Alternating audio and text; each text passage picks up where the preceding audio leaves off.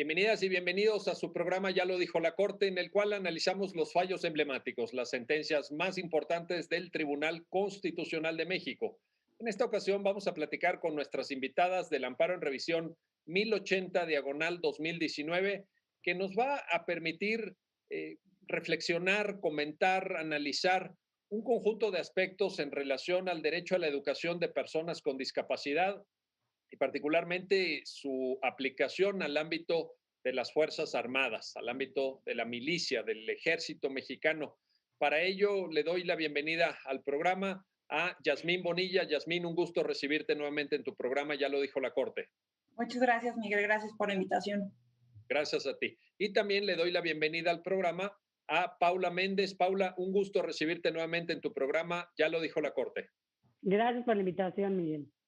Y si quieres, empezamos contigo, Paula. Se trata de un amparo en revisión que evidentemente pues proviene de unos planteamientos que la parte quejosa hace ante un juzgado de distrito y que luego es materia de un recurso que es el que finalmente llega a conocimiento de la Suprema Corte. Cuéntanos, Paula, por favor, ¿cuáles son los hechos? ¿Cuál es el contexto fáctico a partir del cual surge el caso que con posterioridad es analizado por el Tribunal Constitucional de México? Sí, claro que sí, gracias, Miguel. Pues mira, este es un militar en retiro que le solicita al Instituto de Seguridad Social de las Fuerzas Armadas que le otorgue una beca para su hijo. Tiene un hijo con discapacidad y que le otorgue una beca especial que da el ISFAM para el caso de militares que tienen hijos con discapacidad. En lo que consiste la beca es en cubrir la totalidad de los gastos de una educación inclusiva, así dice el artículo. Entonces, ¿qué pasa con este militar? Él ya había sido acreedor de esa beca para un año escolar, lo había sido para 2015-2016 y en 2016 entra en retiro. Entonces, cuando vuelve a solicitar la beca, se le niega porque el artículo únicamente contempla a los militares en activo como beneficiarios de esta beca especial. Entonces, él acude ante el ISAM, le solicita que le dé la beca, argumentando que es discriminatorio, que viola su derecho a la igualdad y que además impacta a su hijo menor de edad con discapacidad porque no se le están dando la oportunidad de tener educación adecuada, ¿no? Entonces, el juez de distrito, ¿quieres que también relate la parte procesal? Por favor, si fueras tan amable. Claro, el ISAM le niega esa petición diciéndole que pues, el artículo 138 bis fracción 3 de la ley del ISAM únicamente contempla a los militares en activo para ser beneficiarios de la beca y ante esto impugna, bueno, presenta su amparo el militar y el juez de distrito le da la razón, le dice, tienes razón, te deben otorgar la beca. Y ante esto, las autoridades presentan el recurso de revisión, argumentando, bueno, diferentes cosas cada una de las autoridades, pero básicamente que pues, la finalidad de la norma es que se les dé incentivos a los militares para permanecer en las Fuerzas Armadas, porque pues está viendo que hay mucha disidencia por irse a puestos a lugares de trabajo en donde tienen un mejor sueldo, y entonces dice que pues, es legítimo hacer eso, que además hay ciertas restricciones presupuestales, y básicamente esa es como la defensa de la norma, ¿no? Y es así como nos llega a la Corte. Correcto, muchísimas gracias, Paula. Voy contigo, Yasmín Bonilla. Pues de este relato que Paula nos acaba de ofrecer, de esta síntesis de los hechos, se pueden identificar diversos aspectos, una pluralidad de temáticas. Hay por ahí, evidentemente, un planteamiento en términos de igualdad, en términos de no discriminación, también, como ya lo mencionó Paula, el enfoque o lo que ahora se ha venido a llamar perspectiva de discapacidad. Por otra parte, estamos también ante una afectación, posible afectación al menos a derechos de un menor de edad, el acceso a educación, a un tipo de educación, cabe decirlo, a un tipo de educación y a una distinción que hace la ley, que es este último punto que Paula señalaba, entre la situación laboral del personal militar. Esto es, personal militar en activo o personal militar en situación de retiro. Jazz, ayúdame con esta pluralidad de planteamientos. ¿Por dónde empezamos? ¿Igualdad? ¿Igualdad formal? ¿No discriminación? ¿Qué te parece? Pues creo que me parece bien. Además, aquí hay un tema sumamente relevante y que, bueno, ahorita lo vamos a ver. Estamos ante un problema de dos actos diferentes, ¿no? Porque por un lado, la Corte se tiene que enfrentar a analizar la ley, a ver si las distinciones de trato que está realizando la ley o es verdaderamente una distinción de trato diferenciada, discriminatoria, o sea, si de verdad la distinción de trato afecta a derechos. Y además yo me atrevería a decir un poquito más. Si la distinción de trato recae sobre la situación del papá del menor, que en este caso es del militar o de los militares, o si la distinción de trato recae verdaderamente sobre las personas con discapacidad o sobre los hijos de los militares o sobre los menores de edad, que creo que este es un punto como muy delicado para poder hacer el análisis de la norma. Y el otro tema importante es la negativa que comentaba Paula, ¿no? Una cosa es lo que diga la ley y otra cosa es si con base en lo que dice la ley, la autoridad debe actuar de determinada forma, ¿no? Entonces me parece que la propuesta de esta sentencia de la segunda sala es sumamente interesante porque ofrece la perspectiva de estudiar ambos actos jurídicos, como puede ser una norma y como puede ser la negativa de la autoridad, y ver en cuál de los dos pudiera llegar a estar la desigualdad o la discriminación, si es que la hay, ¿no? Entonces, pues sí, totalmente me parece que podríamos empezar por la parte de la norma, porque además la sentencia aborda los dos aspectos, aborda tanto el estudio de la norma como el del acto de aplicación, que en este caso es la negativa que mencionaba Paula.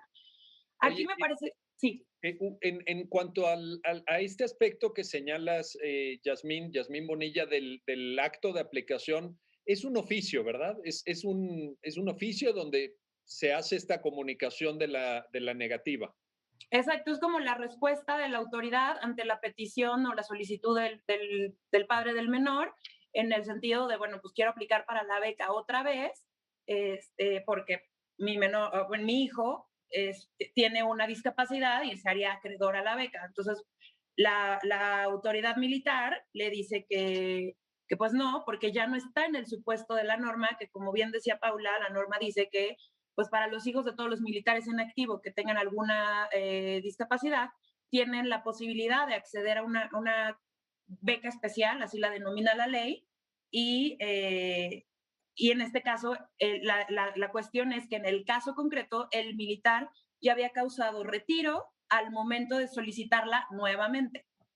Entonces, Yasmín, el análisis tiene que partir de la norma.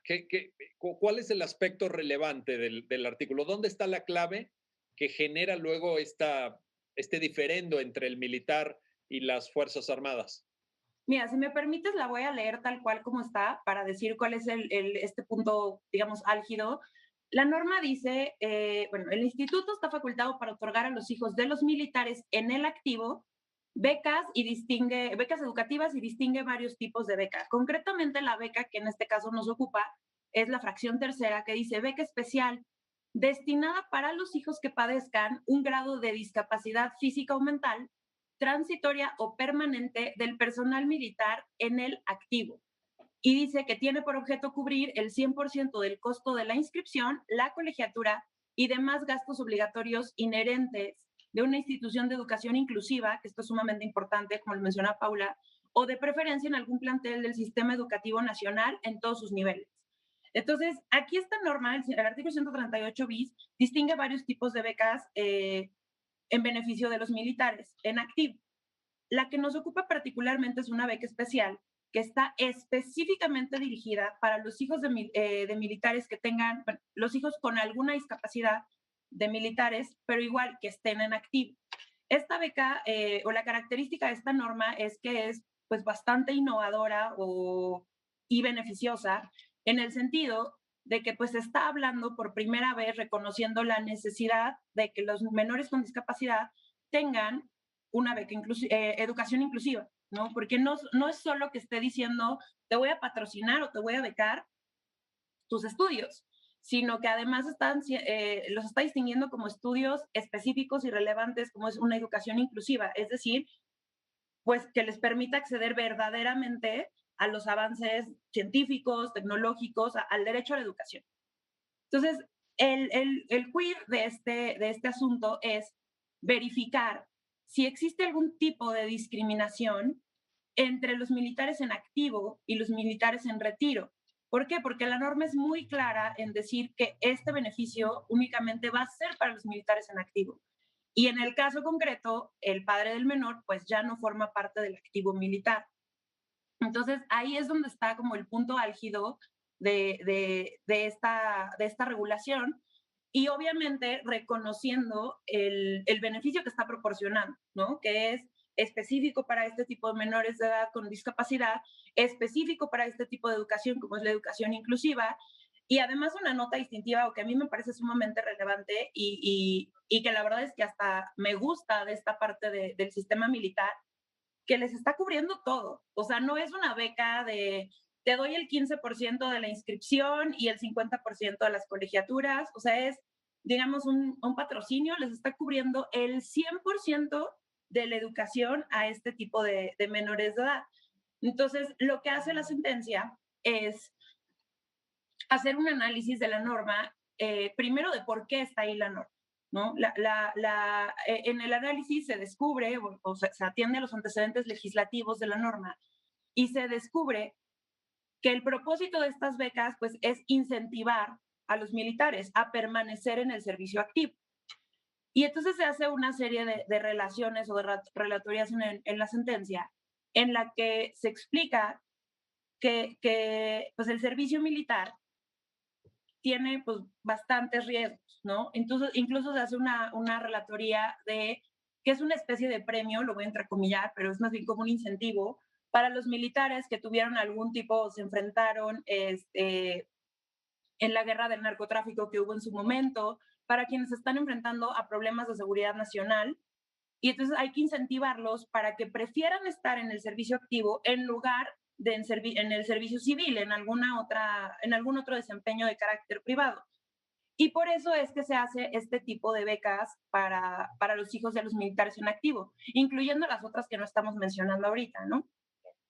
Y, eh, y entonces esta relatoría lo que evidencia es pues que es una especie de premio, una especie de incentivo para que los militares permanezcan en activo y también se explica que los militares en activo y los militares en situación de retiro no están en la misma situación, ¿no? ¿Por qué? Porque los militares en activo pues están prestando un servicio, están exponiéndose, están arriesgando pues muchas veces su vida, su integridad física y entonces es una manera de permanecer en el activo, mientras que los militares en retiro, por alguna situación, como puede ser la edad o haber cumplido las condiciones para su retiro, ya no están prestando el servicio al servicio militar, ¿no? Correcto. Ahora, regreso contigo, Paula. A ver, en este análisis que Yasmín Bonilla nos acaba de compartir, detectamos que efectivamente se trata, lo dijo la propia Yasmín, de una especie de premio, de un incentivo, digamos, de algo beneficioso, ¿no? Y que también tiene este propósito.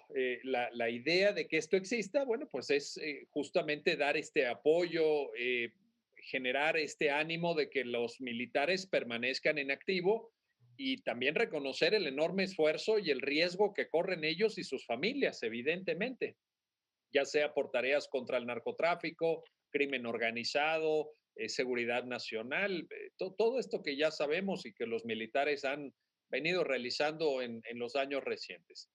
El asunto, Paula, que te quiero plantear es el criterio, de situación de retiro, situación en activo, porque ciertamente el legislador pudo haber optado por no incluir este sistema de becas. Estaría pues en su derecho. Ahora, si lo incluye, esa ya fue una decisión del legislador. Ahora, el legislador decidió incluirlo. ¿Cuál es el criterio para dar la beca y para negar la beca?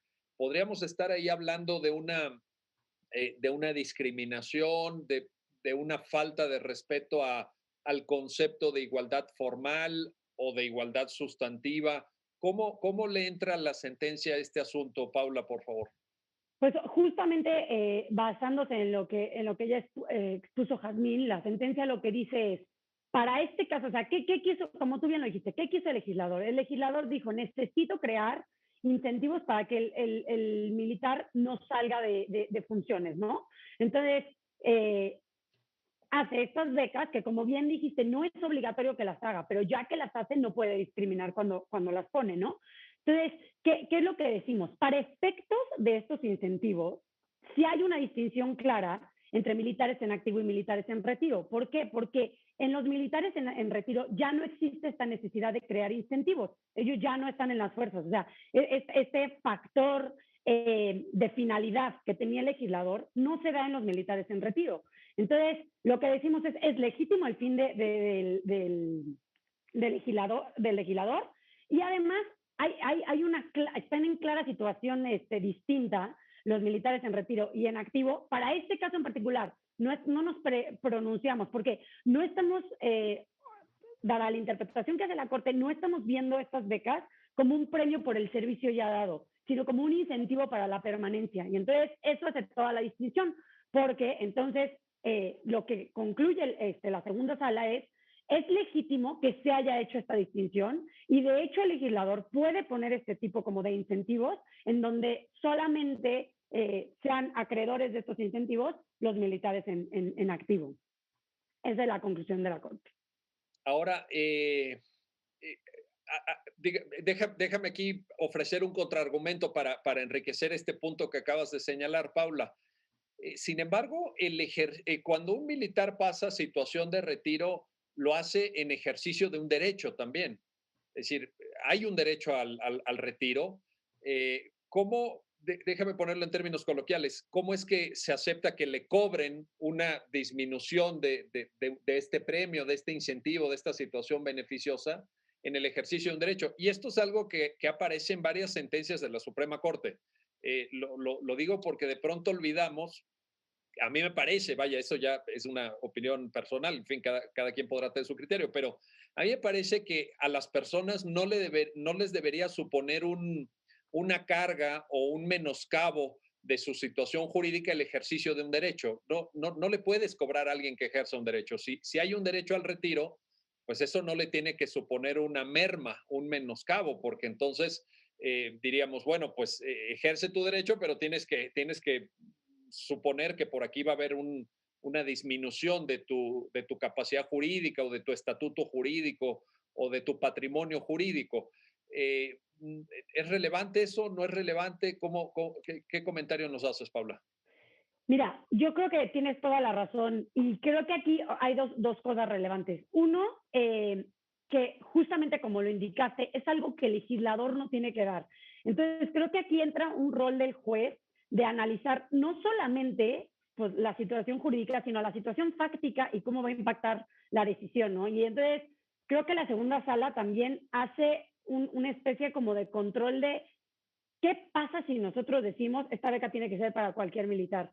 Es muy probable que, dado un presupuesto limitado del Instituto de Seguridad Social de las Fuerzas Armadas, no hubiera suficiente pues sí, presupuesto para darle las becas a todos, porque además, como dice Jazmín, no son las únicas becas, se dan otros rubros de becas y la ley muy bien indica que es hasta que alcance, ¿no? Entonces, aquí la cosa es, no podemos tomar una decisión también que vaya en contra de la finalidad del legislador, porque no nos estamos metiendo en el trabajo del legislador. O sea, la beca no se puso como como ya lo dije, como un premio por el trabajo, se puso como un incentivo para la permanencia. Entonces, no podemos, como Corte, tomar decisiones que se desprendan de esa finalidad, porque entonces estamos metiéndole mano a lo que quiere el legislador. Ahora, creo que tienes toda la razón y eso es algo que impacta en la segunda parte de la sentencia, ¿no? ¿En qué pasa cuando alguien ya recibe este beneficio y qué pasa con su situación jurídica y la situación jurídica de su hijo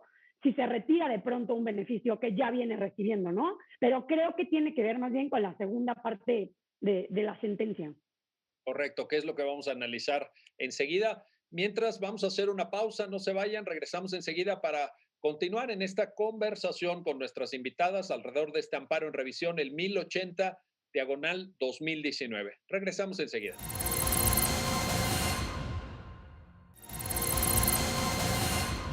Ya estamos de vuelta, ya estamos de regreso para continuar en el análisis y el comentario de esta importante sentencia, el amparo en revisión 1080/2019, el derecho de acceso a una educación inclusiva en el ámbito militar. Y quiero regresar contigo, Yasmín Bonilla, para plantearte qué papel puede jugar en el análisis todavía de la norma. Ciertamente tú misma distinguías que una cosa es el análisis de la norma tal como queda redactada a partir de la determinación legislativa y otra la forma de aplicación de la norma a través de la respuesta que le dan al solicitante de la beca. Pero lo que te quiero plantear es cómo juega el principio de progresividad de los derechos humanos. Esta idea del artículo primero, párrafo tercero de la Constitución, de que cuando se alcanza un nivel de cobertura, un nivel de, digamos, de disfrute de un derecho, por regla general no se pueden dar pasos hacia atrás. Se tiene que ir avanzando, que ir dando pasos en la dirección de ampliación del derecho. ¿Te parece relevante? ¿Tendría algún lugar en el análisis este principio de progresividad? A mí me parece que sí, y tiene, me parece un poquito de relación con lo que comentaba Paula hace ratito, que le decías que bueno, que cómo le hacíamos, o sea, que qué pasaba cuando la decisión estaba, podía impactar en el retroceso o en la pérdida de un derecho, como sería en el caso de los militares que de estar en activo pasan a retiro, ¿no? Me parece que es un punto relevante. Digo, en palabras, digamos, muy sencillas, el principio de progresividad que está relacionado con la prohibición de regresividad, ¿no? Que no es no regresar los derechos, creo que en palabras sencillas lo que podría yo decir es que para las personas como que no estén tan familiarizadas con esta terminología de derechos humanos, es que los derechos humanos siempre deben ir hacia adelante, ¿no? Deben progresar, digamos así, muy básicamente, ¿no? Y nunca ir para atrás, ¿no? O sea, nunca retroceder.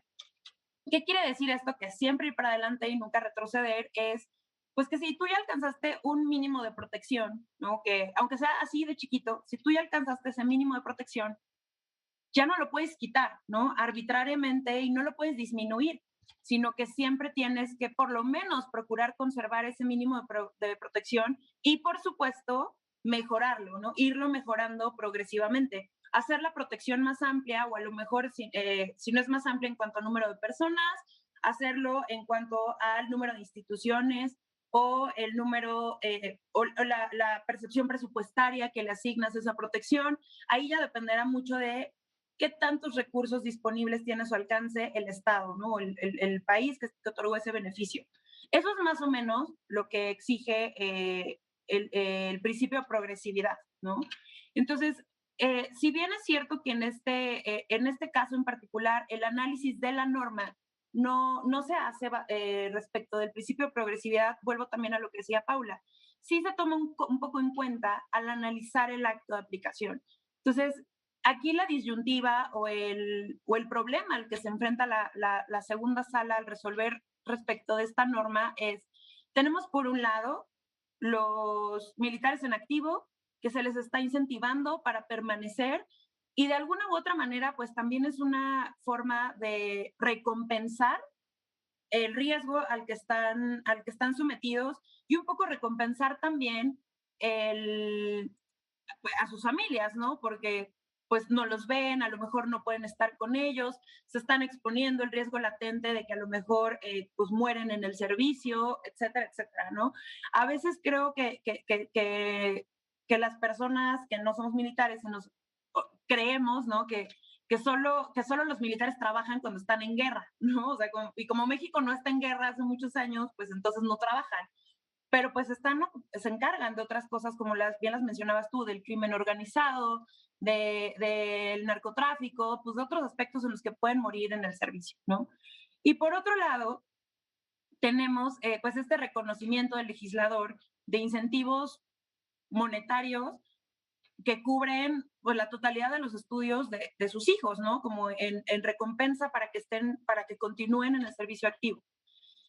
Si nosotros o si la segunda sala se concentra únicamente en esta parte, podríamos incurrir, creo, en lo que tú bien mencionabas hace rato. ¿Cómo le hacemos para que si ya está gozando de un derecho, por el simple hecho de pasar una situación, que el propio legislador le da ese beneficio, ¿no? Pues después de haber prestado tantos años a tu carrera, nosotros lo tenemos, ¿no?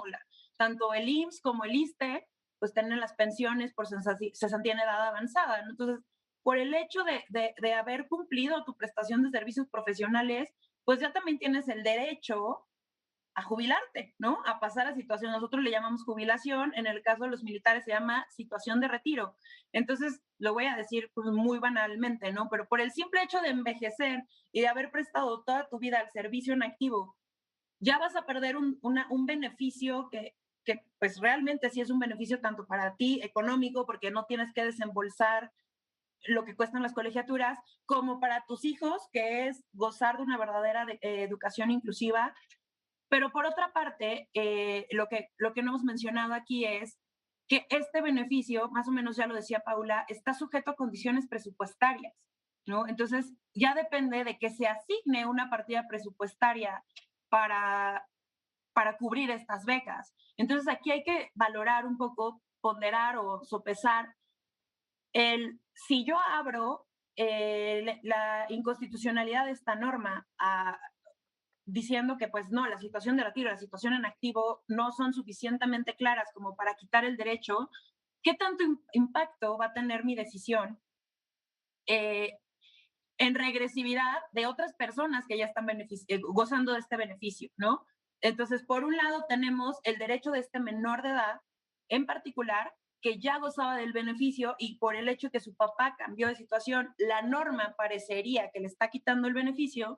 Y por otro lado tenemos el beneficio del que gozan no solo este menor de edad, sino todos los hijos de militares con una discapacidad que ya tienen acceso a este derecho y que sus papás o que sus padres están en activo, ¿no? Sus padres o madres están en activo.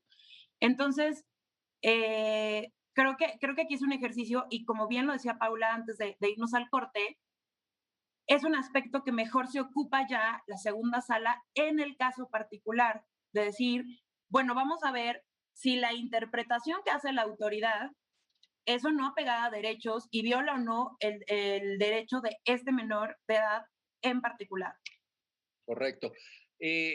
Paula, Yasmín está tocando un punto que ha sido objeto de grandes discusiones, de grandes debates en la teoría constitucional contemporánea, porque toca la médula misma, creo yo, la esencia del principio de progresividad, que es si y que es el punto que anota Yasmín Bonilla, que es el principio de progresividad puede estar subordinado a disponibilidades presupuestarias, es decir, eh, porque si uno lee el párrafo tercero del artículo primero, el tema de la disponibilidad presupuestaria no aparece. El tema de disponibilidad presupuestaria es un tema de decisión legislativa que en México se da año con año en cada ejercicio fiscal que se va renovando. ¿Cómo lograr esta, Yasmín dice, ponderación o este equilibrio en un país como México? Evidentemente, estamos muy limitados, hay que ser realistas en esto, pero parecería que si la disponibilidad presupuestaria fuera la llave para determinar la progresividad, pues el principio de supremacía constitucional en ese momento lo despedimos, ¿verdad? Lo dejamos a un lado y decimos, bueno, legislador, pues usted dígame qué tanto puedo disfrutar de un derecho. Dependiendo si este año hay dinero, si el próximo año no hay dinero, pues restríngame usted el derecho. ¿Cómo lograr este equilibrio, Paula? Mira, creo que tienes toda la razón. Al final no puede no puede depender de eso, pero si te fijas, la sentencia es muy cuidadosa en que nunca habla de que sabe que es un derecho. Y justamente para no entrar en este debate de progresividad, porque algo en lo que se fue cuidadoso y fue parte de las discusiones fue, eso es parte ya del derecho a la seguridad social de los militares, esta beca o no. Y al final no encontramos nada que nos hablara de que esto es parte de su derecho a la seguridad social. Es una prestación adicional. O sea, por hacer un símil con un trabajo privado, si a mí me dan coche en mi empresa, es una prestación, no es parte, no tengo derecho al coche. O sea, si un día el empleador decide que ya no me va a dar coche y ahora me va a dar tarjeta de metro, yo no puedo exigir ese coche, no es parte de mi derecho.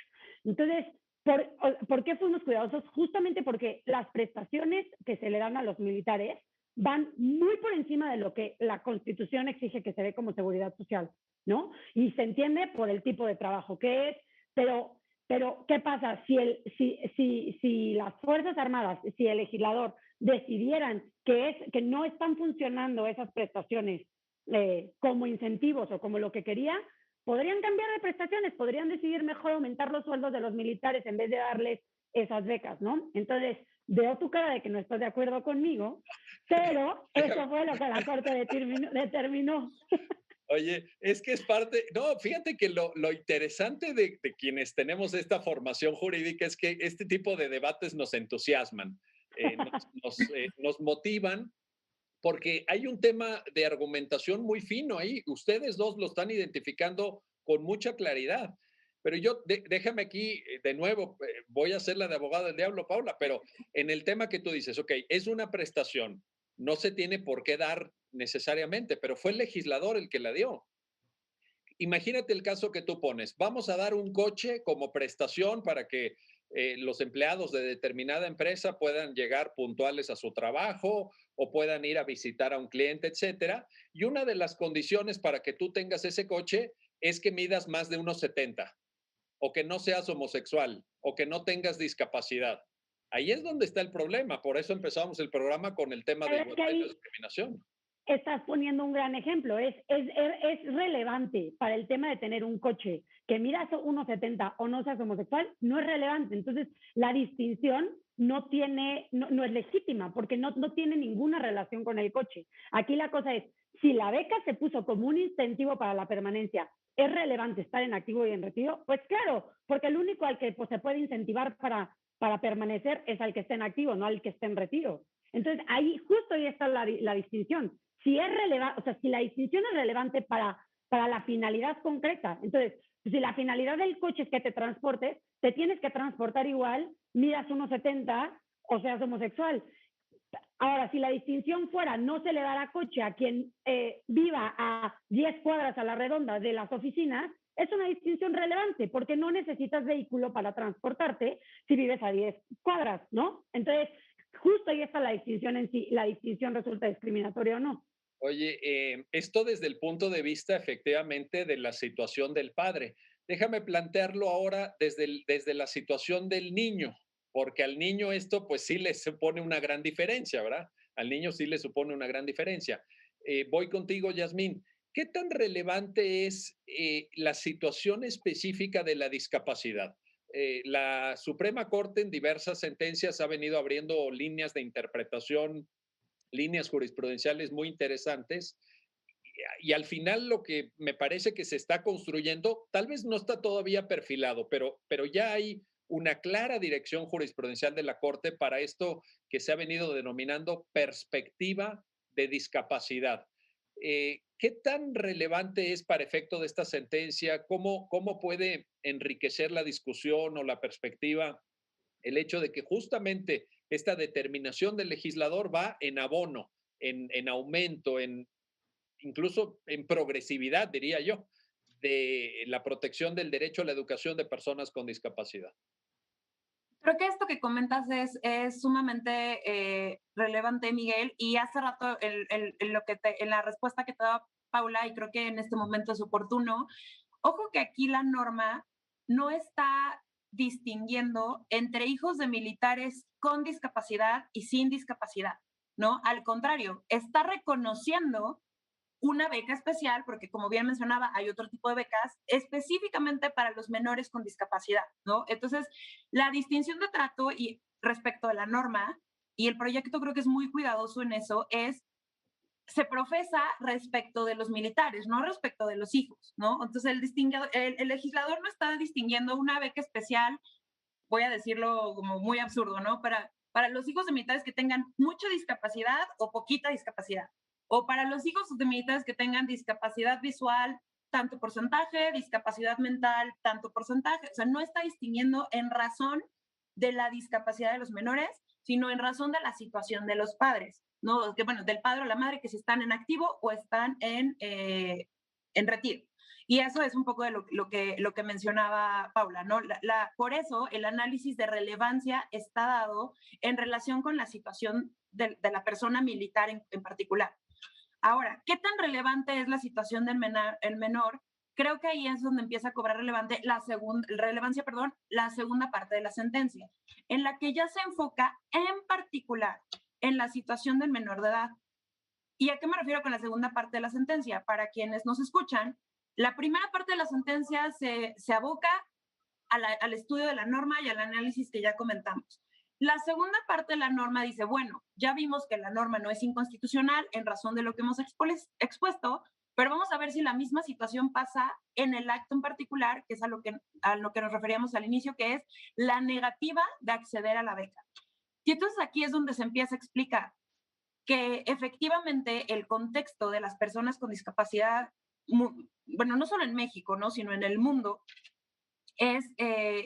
pues exponen a una situación de vulnerabilidad por discriminación, incluso hasta entre el ciudadano de a pie, ¿no? O sea, a veces por ignorancia, a veces por ánimo verdaderamente discriminatorio, a veces por falta de acceso al conocimiento sobre qué versan las discapacidades. Pero lo cierto es que para las personas con discapacidad es mucho más difícil integrarse plenamente a la sociedad y al mundo en el que vivimos por las barreras que se les ponen. A veces son físicas, a veces son pues, del conocimiento, ¿no? No pueden acceder. Incluso la sentencia hace un reconocimiento de que son pocas las veces en las que el legislador otorga prerrogativas o beneficios como los que se dan en esta ley, ¿no? Que es el de acceso a una educación y en la sentencia se pone relevancia que incluso es educación inclusiva. O sea, sí, el legislador está reconociendo la necesidad de una educación para este tipo de personas con discapacidad. Entonces, en la segunda parte de la sentencia, que es la del acto, sí se pone relevancia en decir, este menor de edad ya gozaba del derecho, ¿no? Porque mientras su padre estuvo en activo, él ya gozaba del derecho porque su padre lo solicitó y las Fuerzas Armadas se lo dieron. Entonces, el análisis en particular es, bueno, tú ya gozabas de este beneficio, vamos a ver qué tanto te perjudica que habiendo gozado de este beneficio, te lo quiten de súbito, ¿no? Y aquí es donde la segunda sala procede a hacer un análisis de la norma que ya fue declarada constitucional para ver si hay alguna otra lectura que se le pueda dar a la norma que sí sea proteccionista o que sí proteja al menor de edad, en particular en este caso, ¿no? Entonces, dice, bueno, vamos a ver si el artículo es muy claro al decir que, por eso lo leí al inicio, que es al personal en activo. Pero la norma en ningún momento, y esto es lo que dice la segunda sala, la norma no dice en ningún momento que para gozar de ella tienes que permanecer en activo.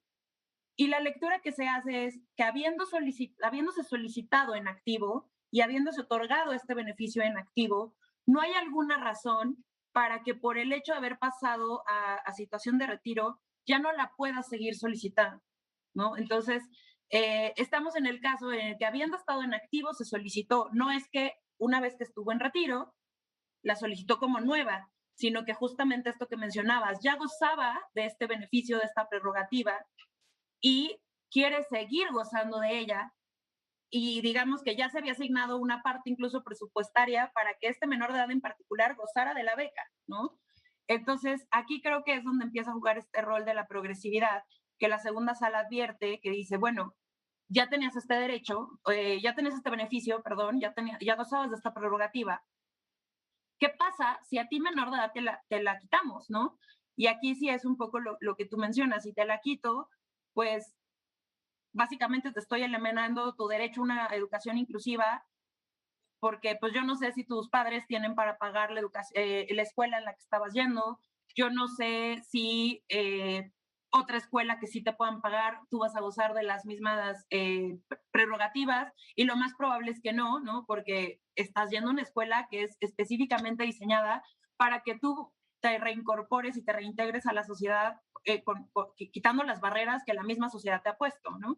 Entonces creo que ya en el acto de aplicación es donde empieza a cobrar relevancia esta parte de la progresividad y a su vez de la no regresividad, ¿no? Es cómo te quito este beneficio del que ya gozabas sin perjudicar y sin afectar tu derecho a la educación. Oye, una precisión en relación a esto, justamente la edad del niño. Él estaba todavía en la escuela primaria, ¿cierto? Es una, digo, lo digo porque en esto que señalas, Jazmín, que hay evidentemente un elemento temporal sobre el que me gustaría que regresáramos después de este segundo corte que vamos a hacer, pero le faltaba todavía, digamos, muchos años de educación al niño, ¿verdad? Sí, estaba cuando accede al derecho, está en cuarto de primaria y el curso escolar para el que quiere continuar la beca es quinto de primaria. Quinto de primaria, ahí está. Creo que esto también es importante porque efectivamente a partir de este dato uno puede imaginar esta carga que tú señalas, ¿no? En donde la familia de pronto dice, híjole, es que no es que hagamos el esfuerzo un año, es que son varios años eventualmente de estar, si la beca se retira, pues es un esfuerzo que la familia deberá de continuar durante varios años todavía. En fin, ahí hay un elemento importante. Bueno, vamos a hacer una pausa, no se vayan, regresamos enseguida para continuar en esta conversación con nuestras invitadas sobre el amparo en revisión 1080, diagonal 2019. Y ya lo han escuchado, el carácter progresivo de los derechos humanos, la inclusión en el derecho a la educación de personas con discapacidad y los beneficios prestacionales para quienes trabajan o están en situación de retiro en las Fuerzas Armadas de México. Regresamos enseguida.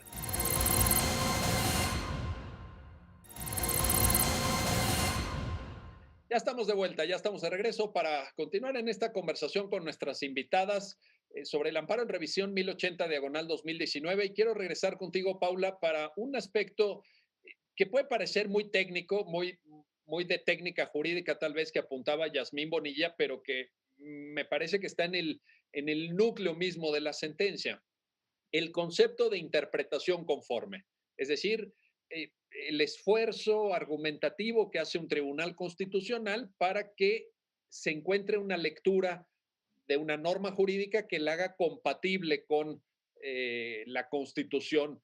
Puede ser una interpretación conforme respecto de la norma en abstracto o respecto de su aplicación.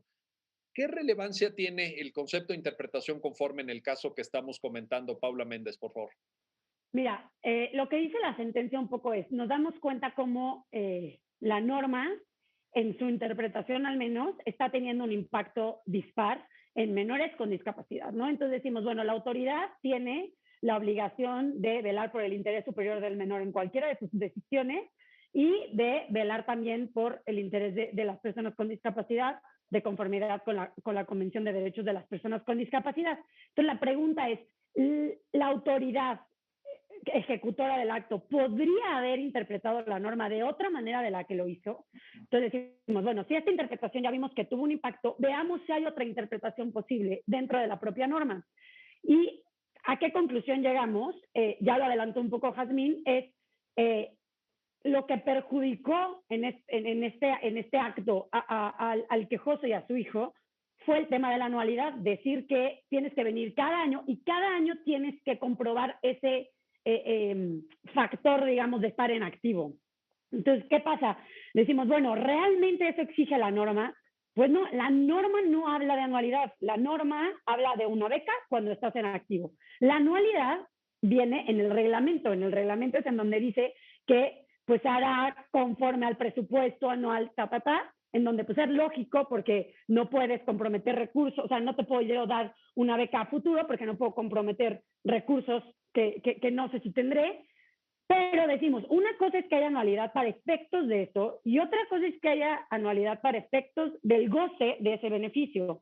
Entonces, si la norma no me lo exige, el ejecutor, digamos, quien interpretó, podría haber interpretado esa norma a efecto de decir, bueno, no, yo solamente tengo que comprobar que el militar está en activo la primera vez que pide la beca. Es decir, una vez que ya la pidió, ya se le concedió, digamos que se le abre la llave para el resto de las ocasiones, aun cuando pase a retiro. ¿Por qué?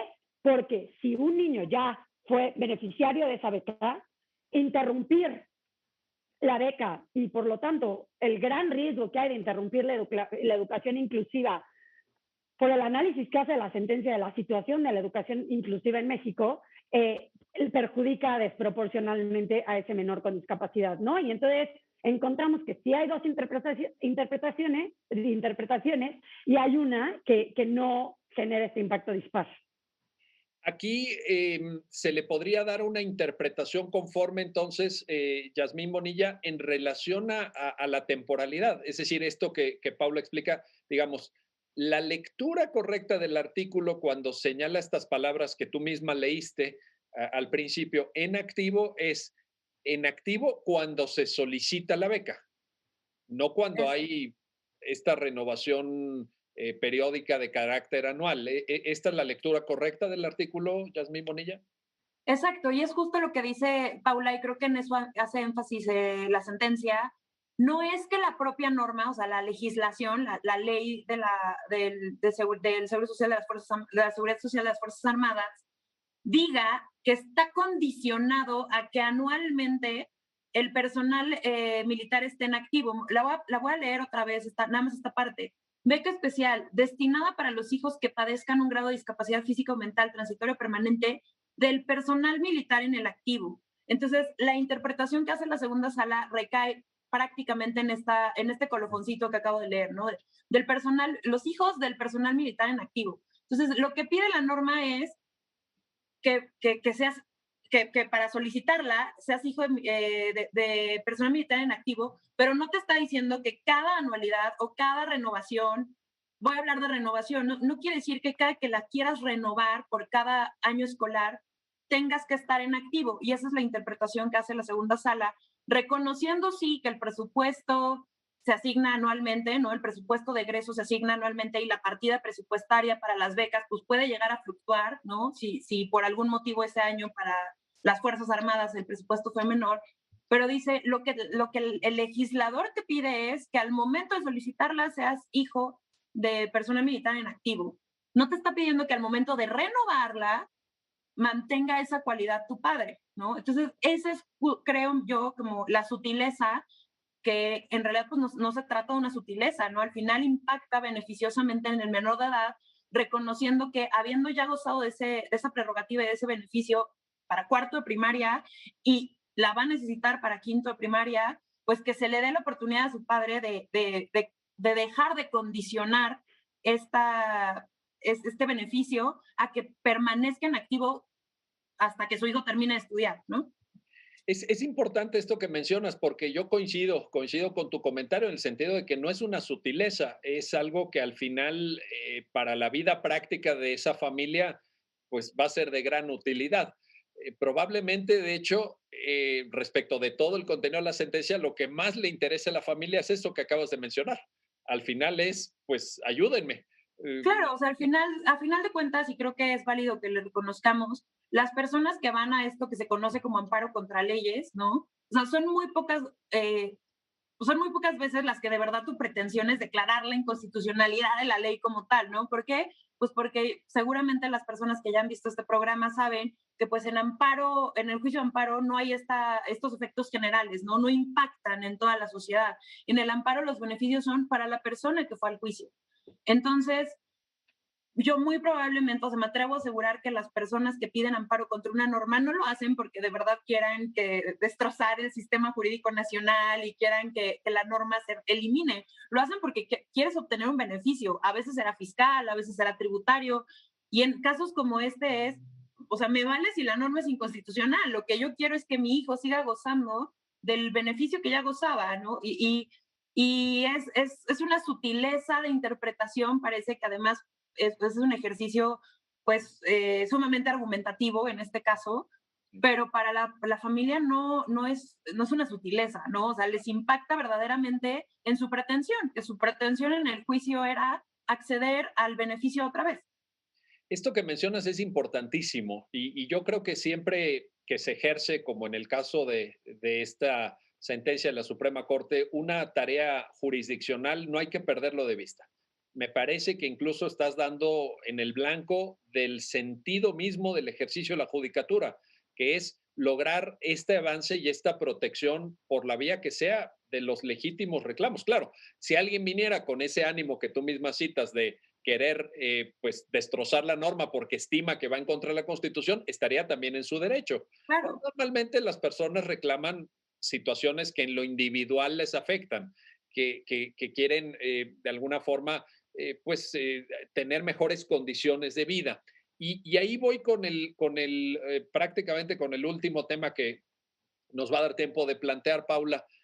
Este equilibrio que efectivamente ha aparecido ya en varios comentarios a lo largo del programa sobre el presupuesto, la disponibilidad presupuestal, porque como decíamos, pues es uno de los debates que yo creo que todavía están abiertos, no creo que se hayan cerrado de la teoría constitucional contemporánea.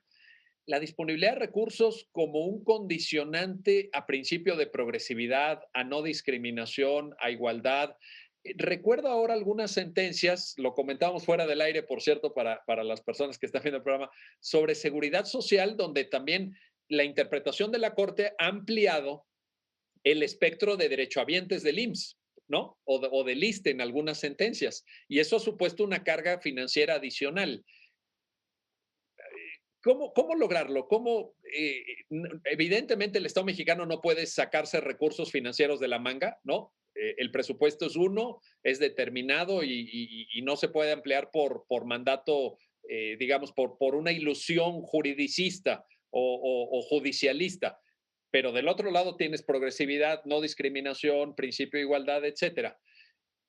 ¿Qué tanto incide el tema presupuestal, Paula? Que mira, yo creo que es muy complejo cuando lo vemos en casos concretos. Creo que cuando lo vemos en la teoría, el tema de progresividad y que no puede justificarse por la falta de recursos, es como muy claro, ¿no? Claro que no puedes decir que porque no te alcanza, si ya lo diste no lo puedes dejar de dar, ¿no? Pero, ¿qué pasa en los casos concretos?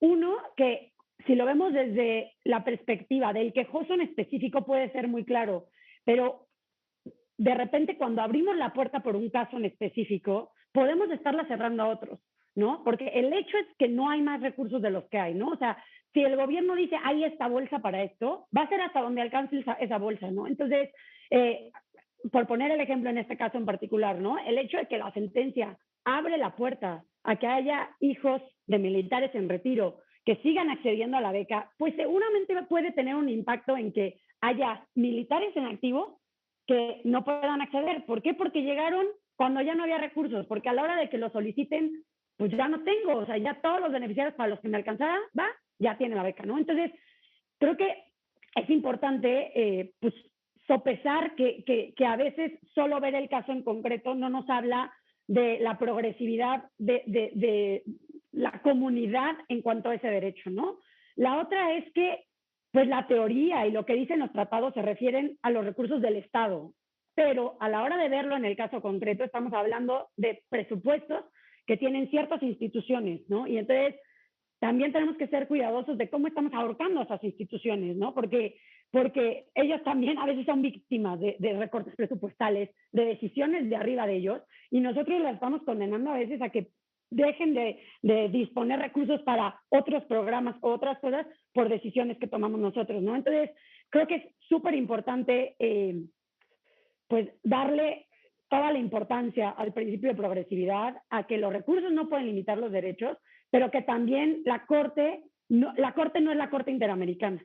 O sea, no, nosotros estamos viendo, de hecho, lo que pasa en nuestro estado y cómo se dan estos casos y cómo los engranajes estatales, estructurales, presupuestales, de hecho, hacen que los derechos se pongan en práctica, ¿no? Entonces, creo que es algo que también la Corte no puede olvidar, porque si no, realmente lo que estamos haciendo es hacer sentencias que en la práctica pueden ni siquiera tener ningún efecto, porque por más que nosotros les digamos, si el Instituto de Seguridad Social de las Fuerzas Armadas se quedó sin recursos y no puede darlos, da lo mismo lo que la Corte le diga, no tiene más recursos, ¿no? Entonces creo que es algo importante que tener en cuenta.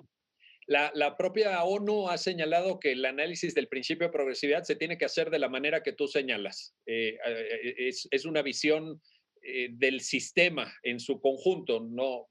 Porque efectivamente, si tú tocas un punto, un aspecto, puedes generar un desequilibrio en el otro. Al final, como les decía, el presupuesto es uno. Los recursos que hay, lo dijiste muy bien, Paula, pues son valga la redundancia, los que hay y no otros, ¿no? tampoco se pueden inventar. Y es muy atinada la indicación que formula respecto a la diferencia entre un tribunal constitucional y el tribunal interamericano.